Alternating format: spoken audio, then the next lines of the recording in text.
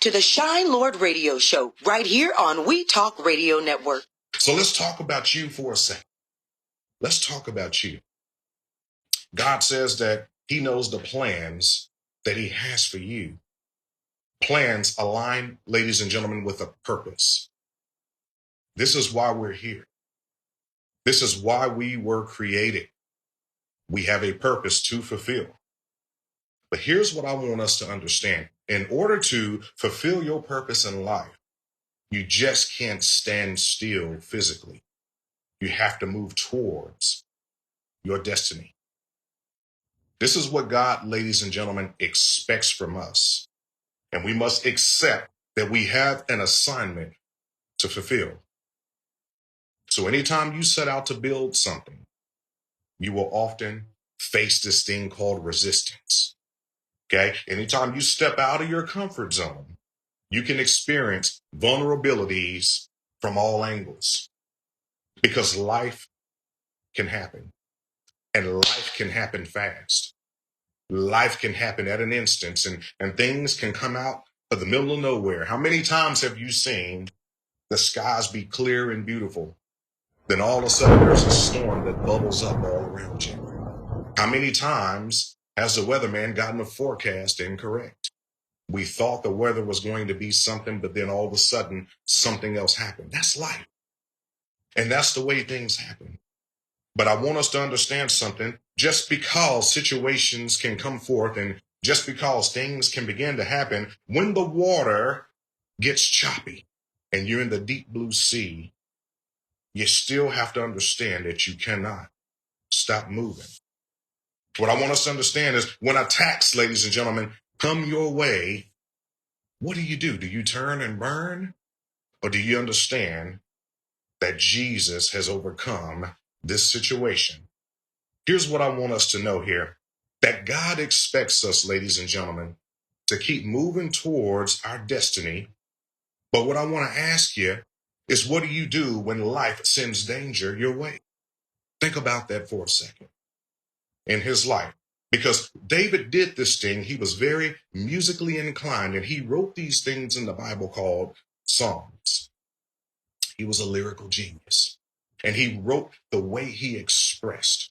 Depending on the state that he was in his life, he wrote out his expressions, and he had deep conversations with God.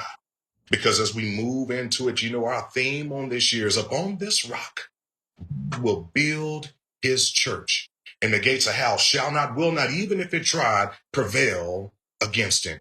So what I want you to do is get yourself ready. I want you to buckle up in your seat, because I feel the Spirit of the Lord is already moving through the airways and the byways and everything else, because God has a word that is specially crafted just for you. And as you see up on the slide here, we're getting ready to talk to you this morning about the covering part 2, the eyes of the shepherd are upon us.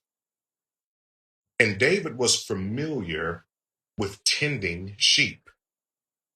After all, this was a season in his life that he had to fulfill, as we talked about, a purpose. There was a season in his life where he was assigned to tend his father's Jesse's flock, the flock of sheep, because God does nothing without there being intentions, and God was getting him prepared for what he was getting ready to do in his life. There's this thing called a purpose of preparation.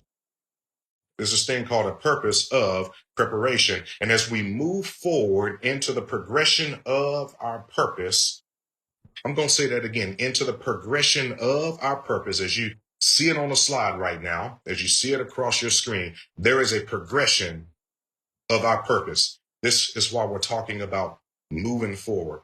This is why we're talking about forgetting those things which are behind and pressing on towards the mark, because there is progression in your purpose if you make up in your mind to continue to move forward with what God has for you to do. Ladies and gentlemen, there is an expectation that God has for all of us. That's right. God has expectations for all of us. And he wants us to be in a position, to pull the fruit off of the tree, from whatever season that we're in life. Whatever season that you're in, there's some fruit that's coming from that season. Whatever you're experiencing in your life, there is some fruit from that situation.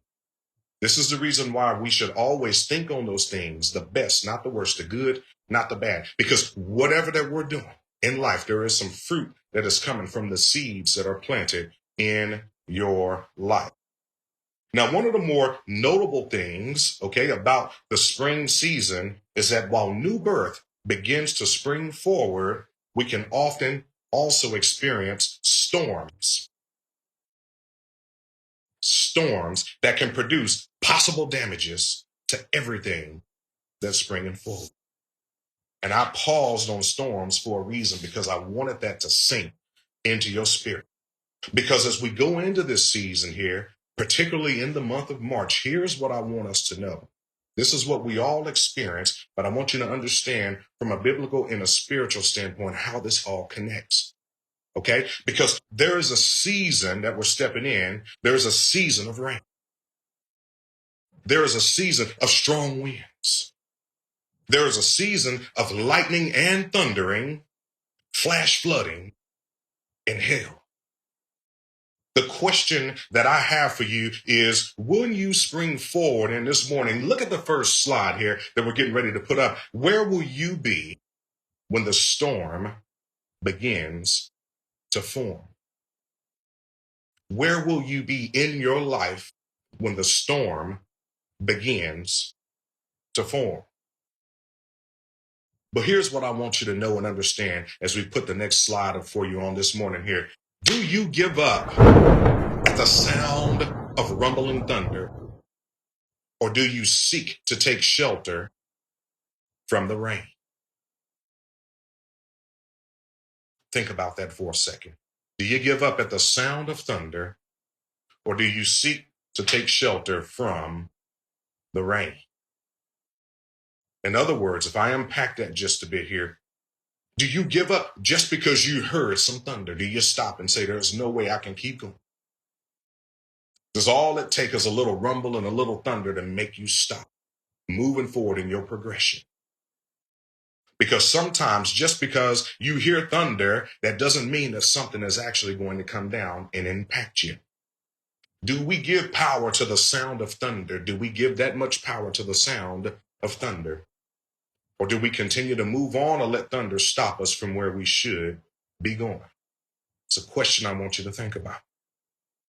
To some of us, the storm represents the end. That means it's done. That means it's a wrap. But to others of us, the storm represents it's just time to take shelter. Which side are you on? Are you on the side that says because of the storm, it's the end?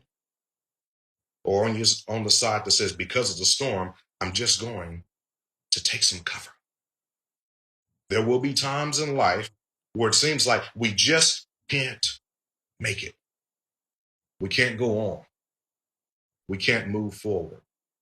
It's going to look like that because sometimes when the wind is blowing strong and the rain is coming down so hard, you can't see 3, 4, 5 feet in front of you. So that can, in fact, represent the end. When that happens, my question is, does the storm seem as though it's just too strong? And do we want to just give up on our destiny? And do we want to throw in the towel? Is that what we want to do? Do we want to throw in the towel? Psalms 23:1 says, the Lord is my shepherd. I shall not want. The Lord is my shepherd. I shall not want.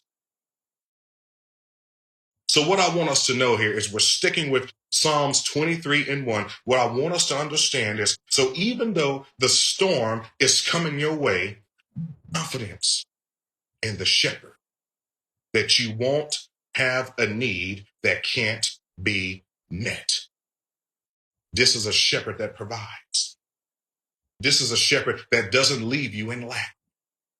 This is a shepherd that knows all your needs, right? As Paul talked about, right? He shall supply all of my needs according to his riches and glory. So therefore, Paul and David make a connection in saying this same God make sure that you shall not want.